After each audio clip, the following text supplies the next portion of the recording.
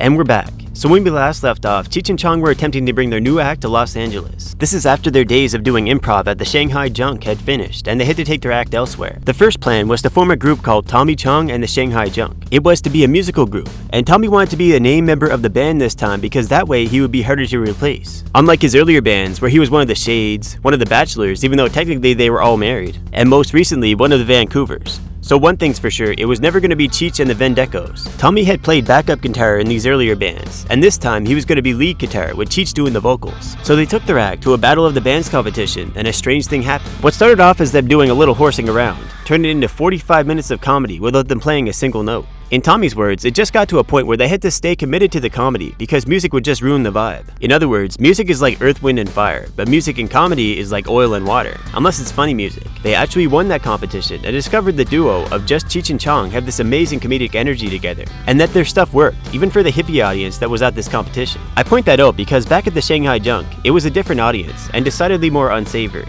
In fact, the previous owner had gifted this place to the Chong family because they didn't want to deal with the crowd in that neighborhood anymore. According to Cheech, the place had served as a meeting place for ladies of the night and their manage owners, and that during their performances, members of the audience would rush the stage to attack them. They were saved many times by Tommy's older brother Stanley and his crew, who handled those situations.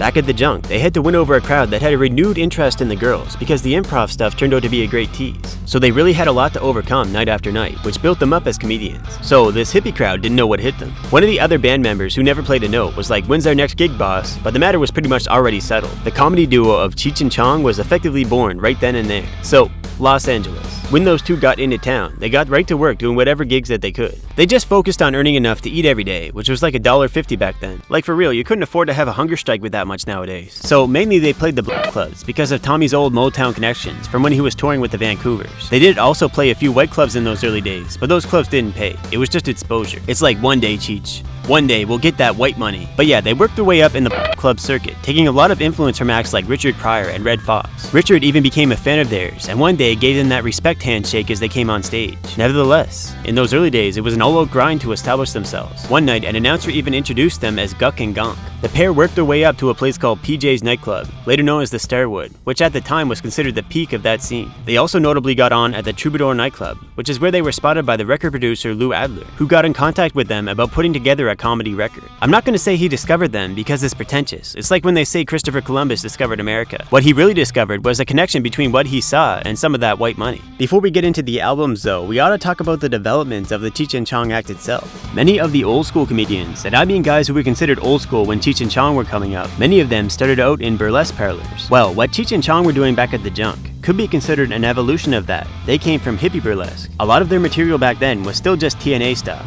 You know, topics that fit the theme with the girls and all that. This obviously became a little more difficult when it became just a two-man team. So they had to find a new act that would work for them, particularly in this LA club scene they were trying to get established in. So one night, Cheech and Chong were just chilling out in front of a club, and this lowrider guy pulls up. "Hey man, can you tell me how to get to Las Cienega?" They're like, "You're on it, man," and realize that that's the perfect character for Cheech. He became this simple-minded lowrider, cruising for girls and high times. Chong, on the other hand, looked like a proper hippie, and he had already gone through a career as a touring musician. In California, there was already a strong culture around the Mary Iguana, among other things.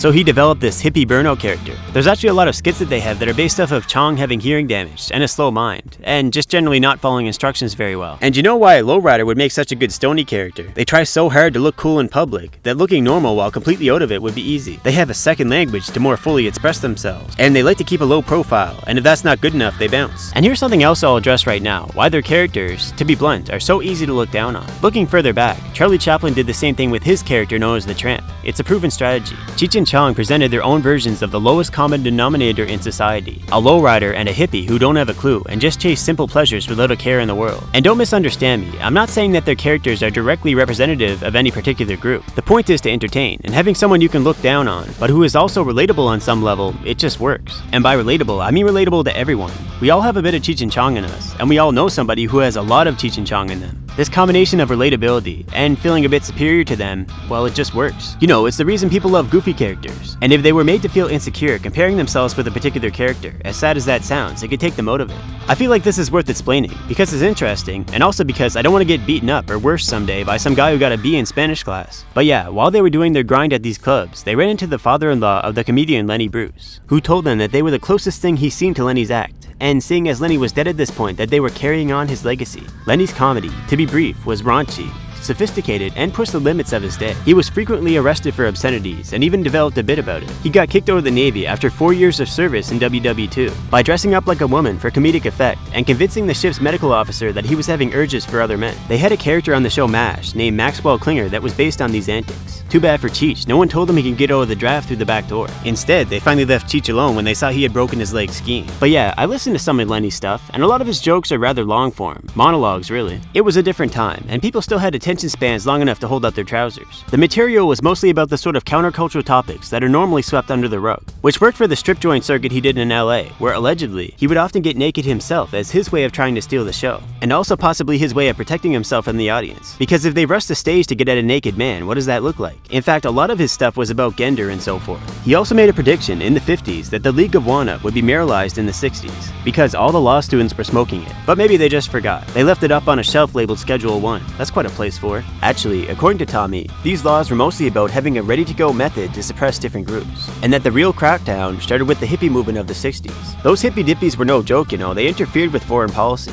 So the government decided they needed a domestic policy as well. So I think what Lenny's father-in-law meant was that Cheech and Chong were taking on the more underground cultural movements of their day, and in a similar way to Lenny. The way Cheech has put it though is that they were really middle-of-the-road doppers who actually represented the norm of their day. It's just that this norm was not considered mainstream in the media, and Cheech and Chong made it so by effectively becoming the mainstream with their massive success. But anyways, there is obviously a darker side to the party culture. Lenny's father-in-law had an addiction to the H needles. One day, Chong asked the man what was so great about the stuff, and so he was handed some. A month had passed before Tommy finally decided to just flush it down the toilet. Chong says that the trick in life is to get addicted to the right things, like performing, iguanas, and bodybuilding. You know, things that don't create hazards for the garbage man. Cheech and Chong were basically the only comedians catering to the rock and roll audience, at least for their era. And they were the beginning of poot-head humor. And so producer Lou Adler thought that their act could make it big in the record industry. Now here's the thing about Cheech and Chong's act. It was a little different from what most comedians do, even today. Instead of having like an hour of straight material where they transition smoothly from one topic to the next, they developed their act based on their musical and improv roots. They have these different sketches, which they string together with each show, much like a song lineup. This is a format which really showed up in TV land from the 90s and onwards, with shows like Mad TV, Chappelle's Show, and Robot Chicken. One advantage of live performances though is that Cheech and Chong could change up their sketches and play around with each show, so their audience could generally know what to expect with their well-known sketches and still be pleasantly surprised. So when Lou Adler got them to record a record, they just did the same thing. They added in sound effects to better flesh out their scenes, since there was no visuals. And their very first recorded act was Dave's Not Here. Dave's Not Here happened at the Charlie Chaplin Screen Room, and they were working on an entirely different sketch at the time. Cheech had just stepped outside wearing a heavy costume with an overcoat to make him look like a shady character. And by the way, it was hot out there under that California sun. He was not enjoying himself outside of that air-conditioned screen room. He was supposed to just knock on the door, and Tommy would let him in to begin the sketch. So Tommy asked, "Who is it?" But he wasn't sure if the audio was being recorded because he didn't see the needle move. So he just waited for Cheech to knock again to restart the sketch, and this time he saw the needle move. But he decided at this point to just leave him outside and torture Cheech. "Who is it? Dave? Dave? Dave's not here." Cheech had come up with the name Dave on the spot, so he was kinda playing along, but he was genuinely steamed. So when Tommy finally let him in, he was livid, but he got him to listen to the recording, and they just kept laughing and listening to it over and over for like an hour. Everybody loved Dave's Not Here, man.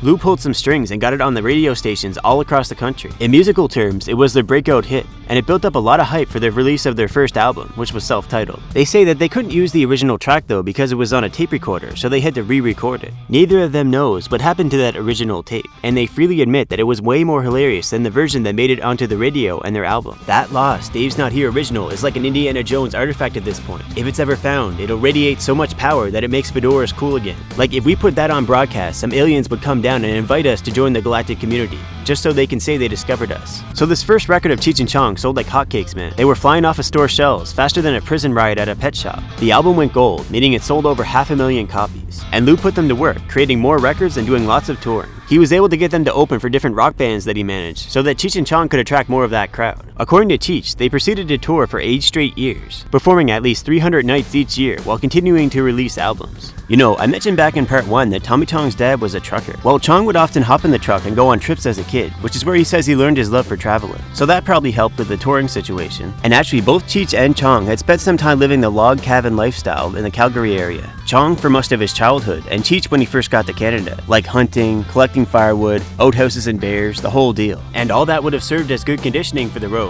For example, outhouses and truck stop bathrooms have something in common. You have to hear some disturbing noises sometimes. I mean, there's not as many bears, but there's some men who look like bears, and they go in their stalls and try to contact Cthulhu, tell them to send more salmon. But yeah, they lived a relentless lifestyle, where all they could really afford to do was work on their craft, and maybe a little partying, you know, for material. And about that, I've gone through a lot of articles and interviews and such, but these guys actually haven't shared many really crazy party stories. Instead, Tommy likes to say that he's been blessed to meet with so many great people throughout his life, including a lot of celebrities like Muhammad Ali. This was back during his Motown days. A dancer friend of Tommy's named Scarlett told Tommy that she had hung out with Ali, you know, late at night. So Bobby Taylor, who if you don't remember was the one named member of Tommy's last band, tells Chong that Ali was coming over to where he was staying in Detroit and invites him to come hang out with the champ. So Tommy heads over and runs into Ali in the elevator. This was before Cheech and Chong, of course, and it was just kind of an awkward silence in that elevator, until Tommy blurts out Scarlett says to say hi, and then it's a really awkward silence, and Ali is all bug-eyed. They were cool afterwards, but clearly the man didn't want his little side piece to be public knowledge. And by the way, Ali didn't partake of the gotcha at that time.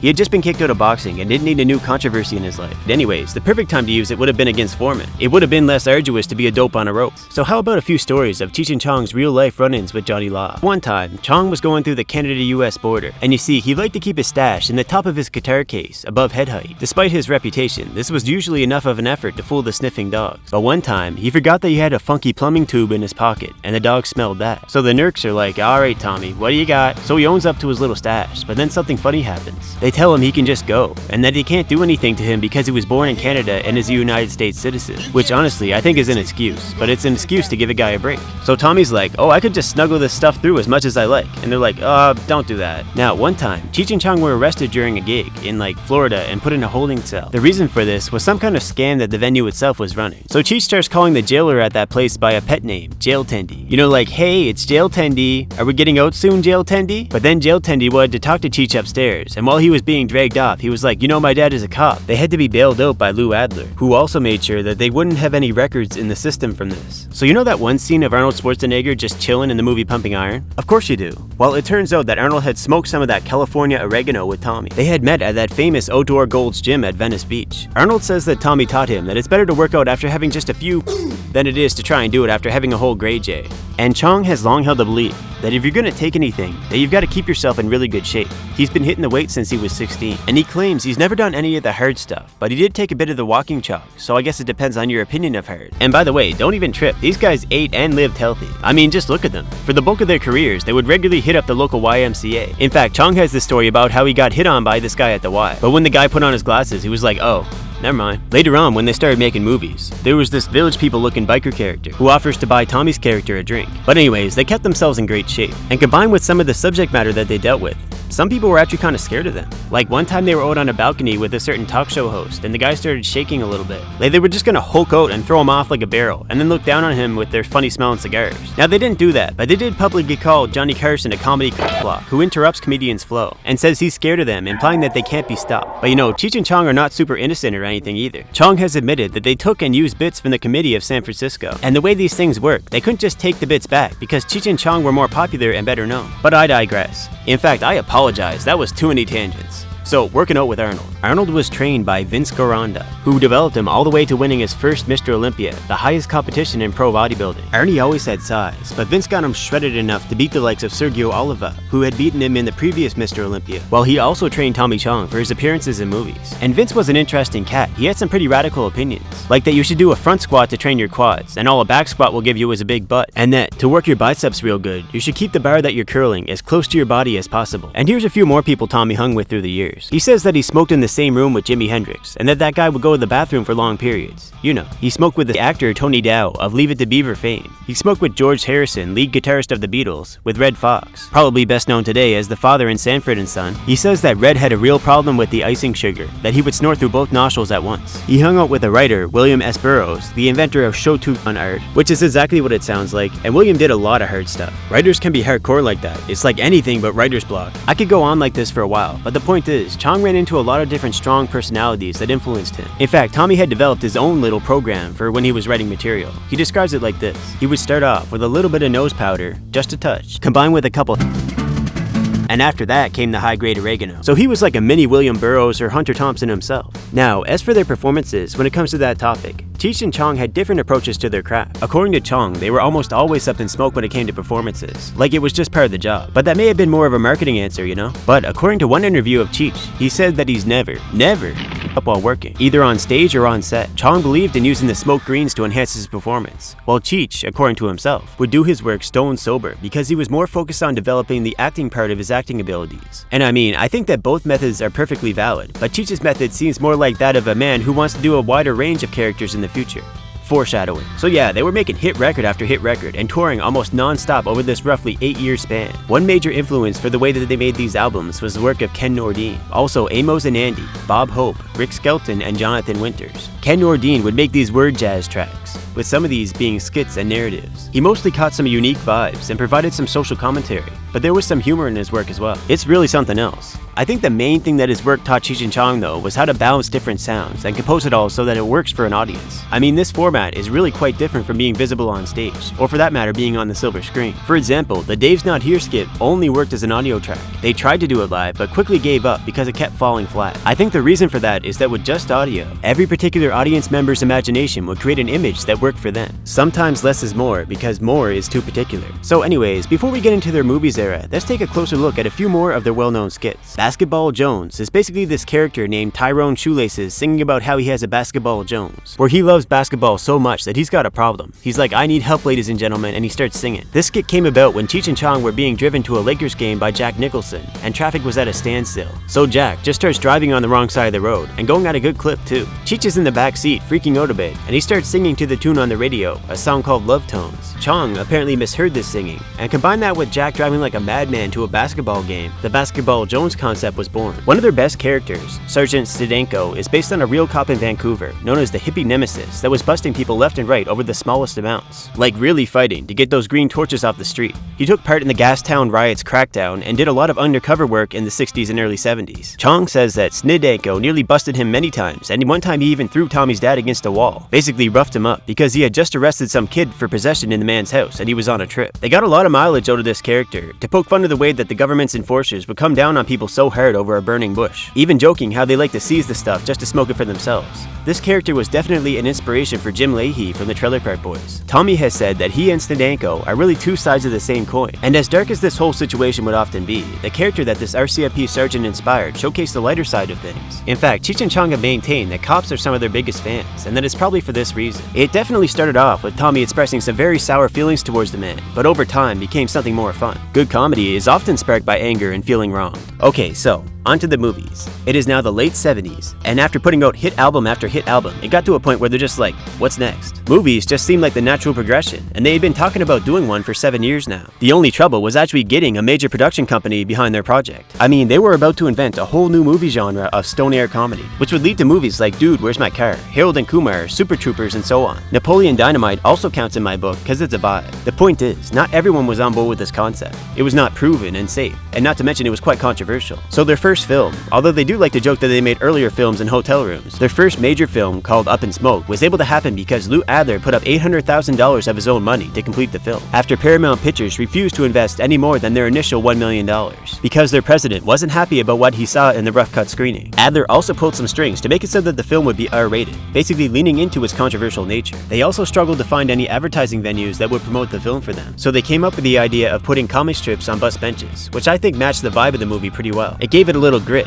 like this was something underground. This movie, which was basically a string of Cheech and Chong's greatest hits tied together by a basic narrative, grossed $44 million at the box office and became a staple film, despite being hated by the critics of the day. Wait, was it critics or crickets? For that matter, why even mention background noise? And so, Cheech and Chong had to start touring again right away, at least for a while, because they basically made no money on this film. The reason they barely made anything from Up in Smoke is because they had made a negative pickup deal with Paramount, where they came to an agreement that the studio would buy the rights for the film for a fixed amount while paying for the production. Of course, in this case, they didn't even cover the full cost of production, but whatever. Combine this with them breaking up with their management around this time, and they got screwed. But on the other hand, they were now cemented icons with a proven film concept, and it would be quite a long time before anyone else would seriously attempt to do what they were doing. So this whole fresh new genre was theirs for the baking. Of course, it wasn't a completely new concept per se. They took the stumbling around, drinking humor concepts that had existed previously in film and replaced it with the Maui Wowie, and combined that with the buddy movie. So this began the Cheech and Chong movie era, and they really focused on the films for the next couple years. They didn't do the hard touring anymore, which is good because they used up a lot of their material in the films. Chong has expressed that they didn't really like doing the same concepts live that they already had cemented on film. And that's the thing about movies, man, they're monsters. They just take and take and take. And it also takes a lot of music to really compose a movie, so to speak. So when they started doing the movies, Tommy went and got a man named Guy Delorme in Vancouver and had him start living at Cheech's house. Guy was a great talent with the guitar who convinced Tommy to get out of music simply by being so good that Tommy couldn't see himself reaching that level. Back in the Shanghai Junk days, they would hang out at a club, which was actually right behind the Junk. They would eat cookies, sip tea, and drop LCDs with the surround sound, you know. He says that it was Guy's sense of humor that defined his own act, and even went so far as to say that Guy was the original founding member of Cheech and Chong, and that he wrote the first bit that they ever did. So after coming to LA, Guy made the music for their movies, including the track for Earache My Eye, one of the greatest parodies of heavy metal ever. Delorme would eventually make the decision to go back to Canada because the hard partying lifestyle he had in LA was killing him, and he never really did take off career-wise like Cheech and Chong did, and instead he mostly stayed in the Canadian underground scene, writing lots of musically impressive and sometimes funny music, like the Rodeo song. And on that note, Tommy has said that jazz musicians in general are some of the funniest people he's ever met. They always had something really clever to say, which apparently comes from how they are so careful with the notes that they choose to play, as they try to impress the listener. He says jazz, like comedy, is hitting the notes that no one else would hit, saying the words that no one else would say. And Guy, who was a jazz guitarist, as well as every other kind of guitar, was a master at this. And speaking of how comedy comes about, Tommy has shared his insight that it happens in cycles. It starts off as something edgy that gets pulled straight from the public consciousness, and this comedy slowly gets refined and watered down over time, until boom, a new wave of fresh comedy emerges, but it always comes back to the same basic triggers in the end of the day. That's basically his explanation for how Cheech and Chong got so huge. They rode a wave. And they took a few others along for the ride. Now here's a name you might recognize, Pee Wee Herman. Cheech and Chong gave the guy some huge early exposure in the movie Nice Dreams by having him play this hotel attendant, wherein Paul Rubin was about 75% of the way into his Pee Wee character. He was giving everybody that Pee Wee type of attitude, and he did some other stuff too. And in this movie, he was actually able to use any kind of language and be way over the top. And then when the cops grab him, he's like, "Let me go, I'm fragile." Honestly, Pee Wee was the perfect fit for this sort of movie. In another of their movies called Things Are Tough All Over, the pair are trying to hitchhike out of the desert to Vegas after being stuck out there for days, starving and crusty with thirst, not to mention tripping on cactus juice. They get picked up by the comedian Rip Taylor, who makes non-stop puns and prop jokes, and has Chong laughing continuously to the point where he starts crying. They also got their wives involved in most of the films, enough to remind them that they are thought of when Cheech and Chong are doing all these scenes with other girls. And they did some edgy stuff. I mean, there's one scene where Cheech breaks the fourth wall and starts debating with the audience about whether he should, keep going with this chick who's been shoveling snow all evening and passed out in his arms, possibly needing medical assistance. I mean, you're not led to thinking about it in those terms, but yeah, it was a different time. Cheech and Chong have been criticized for their portrayal of women as props, and Chong replied to this by saying that the point is always to get a laugh, and that those critics ignored the way in which those same women were often leading the male characters around like dogs. Sometimes a character only needs to play a one-dimensional role for a joke to work. It's like they present this sort of archetype that people can recognize, and then they start playing ping pong with the wall, if that makes any sense. So with the movies, Cheech and Chong mostly stuck to their Up in Smoke type of material, but their last big production movie was The Corsican Brothers, and that was a little different. It was a parody of other films with this Victorian-era, post-Napoleon type of genre, and in particular, the original movie/film called The Corsican Brothers. There's a few key differences though, like in Cheech and Chong's version, Cheech has returned from working in a taco stand in modern Mexico somehow, and Chong is relentless with his sword jokes, like how he abused his sword, sticking it into everything he could think of for practice until finally the tip broke off, and it wasn't much to show, but he could find a new sword, and it might as well be bigger this time. But yeah, the movie was more swashbuckler-esque than it was about being up in smoke. But speaking of swashbuckling, Chong likes to say that he's a fighter, and that can be taken in the more general sense or quite literally. I mean, his brother Stanley was a straight-up thug at times, but back in their days with the Shades, there were fights breaking out at almost every gig, and the band members themselves would often be involved. There wasn't always much of a choice. And speaking of potential legal troubles, when Bobby Taylor and the Vancouvers were just starting out, they got Tommy to review their contract and be their lawyer basically. Not because he had any education or even interest in the field, but because he was the whitest guy they knew. So jumping ahead to the Cheech and Chong years, Chong is at an event, and he's told told by a roadie that he should introduce the folk singer John Sebastian. That roadie tells Chong that as soon as he sees the roadie coming up on stage, John is right behind him and he should do the introduction. So Chong agrees, and as soon as he sees the roadie coming up to the stage, he introduces Sebastian. But then the roadie comes up to Chong, he's like, "Hey, you jerk dummy. Sebastian isn't ready yet, I came up here to tell you that." Then he turns around to walk away, but Chong is not going to be played with. He grabs him by the ponytail and cracks him one, knocks out a tooth. And nothing really happened after that. Maybe somebody learned a lesson, maybe. And Cheech had to give Tommy the talk. He's like, "You can't just hit people for being douchebags, man, it's too much trouble. Weren't you a lawyer?" So, I did mention that Tommy was more content with working while up in smoke as it were, while Cheech was more focused on acting out his role. It seems like an insignificant difference in the bigger picture, but the thing is, Tommy was fine with being typecast into the exact same sort of role almost every time, while Cheech actively wanted to do different things. And what made this friction worse was that Tommy had been taking control over the course of these movies. He did all the directing pretty much from the start, and eventually took over all the writing too. I also can't help but notice that in their interviews back then, Tommy did almost all of the talking, so he effectively took over the role of brand ambassador as well. After their fourth movie, when the audience reception wasn't as right on as it had once been, Cheech suggested to Tommy that they try creating sketches for this new MTV thing that the kids were watching. Chong was just like, "Nope, we do movies." If you recall, in part 1, I mentioned Tommy wanted to be like Berry Gordy, who was the owner of Motown Records. At times, Cheech had called Tommy a megalomaniac, but on the other hand, it's hard to argue with that level of success. They would sometimes joke that it was the money that kept them together after over a decade. But ironically, Chong would later joke that what caused them to break up was that they got rich. And you can't make a rich Mexican do anything. I mean, you want to explore your options when you got dinero, and not just dinner rolls on your plate. So here's how the breakup went down. And of course, there's a lot of tension between them that led up to this. I'll start with Cheech's side of the story. So Cheech came across this story on the news about a mentally challenged Mexican American from LA who got deported to Mexico because of a combination of overzealous border police and not being prepared for said border police. So, being a proud Chicano, Cheech was inspired by this event and came up with the song concept for the song Born in East LA, a sort of parody of the Bruce Springsteen song Born in the USA, by telling the story of a Mexican American getting deported. So Cheech booked some studio time and he wanted Tommy to join in and do an improv section of the song with him, but Tommy never showed up. So we got Tommy on the phone and the guy was just at home. Cheech was like, "Why didn't you show up, man? We were supposed to do this song together." To which Tommy answered, "Nope, nope.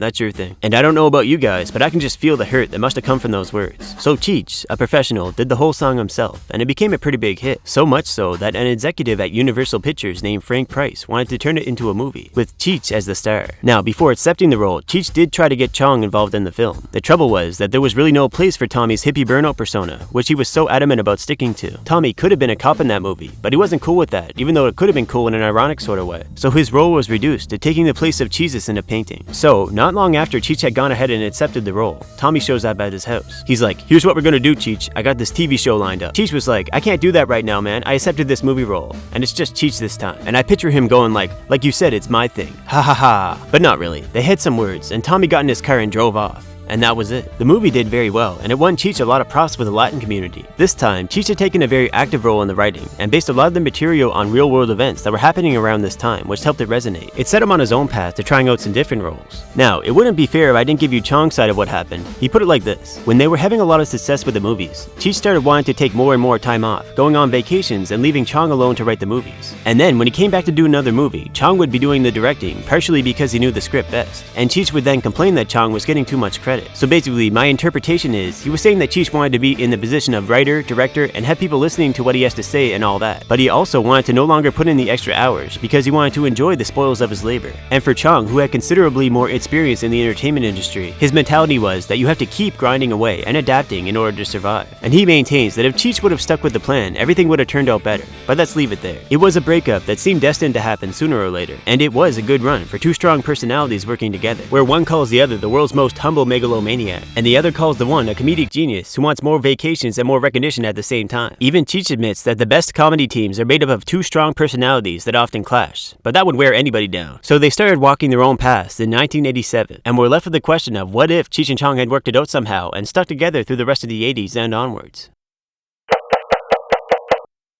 Who is it? Hey man, let me in. It's Dave, man. I got the stuff. Dave? Yeah, it's Dave, man. Now will you let me in? I got the stuff. I think the cops saw me. Oh, just a second.